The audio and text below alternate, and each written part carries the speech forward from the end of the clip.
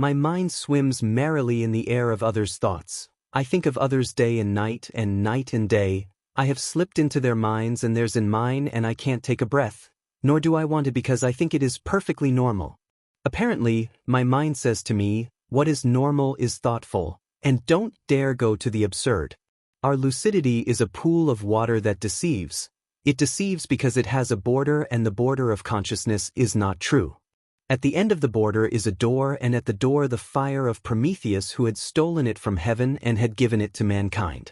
From Greek mythology and from the interpretation of scholars, the fire of Prometheus is a gift taken from heaven, enlightenment, lucidity, knowledge, awareness, perhaps even the fruit of the tree of the knowledge of good and evil, and the deceiving serpent, whose prescription for humanity had sealed their fate, for a time.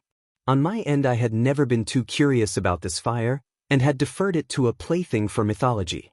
But then one night I felt the Lord himself say to me, answers are at the extreme, which I take as treasure, insight, answers indeed, as being at the edge of things, some interface, our desperation, perhaps sadness, perhaps ecstasy, perhaps deep stillness, perspicuous lucidity, all possible points of extreme.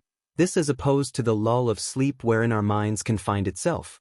But it was as if, however vague, I sensed the Lord also added, this is the fire of Prometheus, and who knew our God was aware of Greek mythology?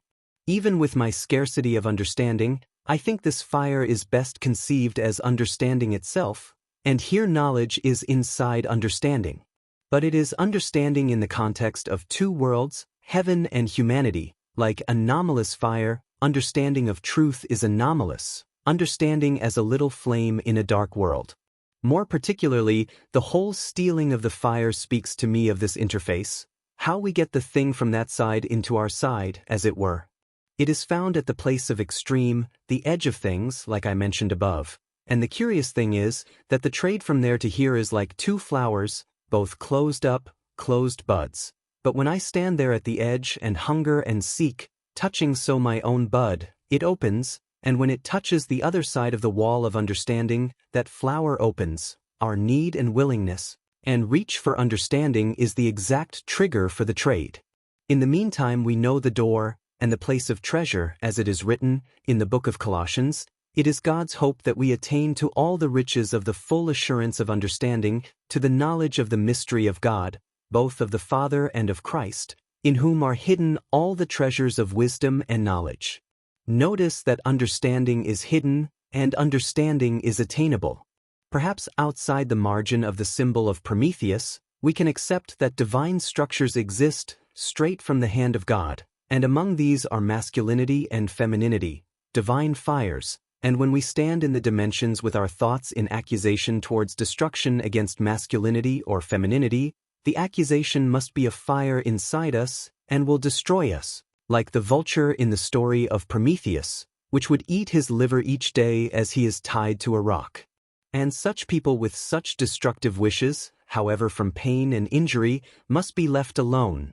The entire thing is on them. The vulture belongs to them alone. Leave them alone, else the eating vulture may take a bite of us if we meddle. And since I am rambling, there is another fire inside us, that of impatience, with its own vulture for our liver. I am thinking of this last one in the context of day trading, or even the new prediction markets that are in flavor at some brokerages. The best trade is not to trade, which is patience. Remember, God, in Genesis, gave us seed so that we can prosper, and stock dividends and waiting are seeds, and remember the Bible said, the farmer who sowed his seeds goes to bed and sleep. This is a kingdom principle. Patience is a water and impatience is a fire.